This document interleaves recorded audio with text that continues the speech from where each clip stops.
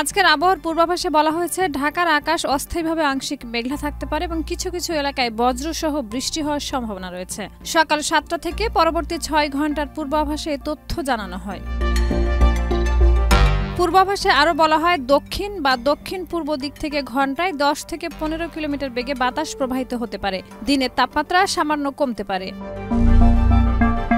গতকাল ঢাকার সর্বনিম্ন তাপমাত্রা ছিল 26.8 ডিগ্রি সেলসিয়াস এবং সর্বোচ্চ তাপমাত্রা ছিল 34.3 ডিগ্রি সেলসিয়াস। বাতাসে আর্দ্রতার পরিমাণ ছিল 98%। সর্বশেষ 24 ঘন্টার সারা দেশের পূর্বাভাসে বলা হয়েছে খুলনা, বরিশাল, চট্টগ্রাম ও সিলেট বিভাগের কিছু জায়গায় এবং রংপুর, রাজশাহী, ময়মনসিংহ ও ঢাকা বিভাগের 2-1 জায়গায় অস্থায়ীভাবে দমকা হাওয়া সহ হালকা থেকে মাঝারি ধরনের বৃষ্টি বা বজ্রবৃষ্টি হতে পারে। কোথাও কোথাও মাঝারি ধরনের ভারী বর্ষণও হতে পারে। সারা দেশে দিনের তাপমাত্রা প্রায় একই থাকবে, তবে রাতের তাপমাত্রা সামান্য বাড়তে পারে। শাহিদা রুবি, মাই টিভি, ঢাকা।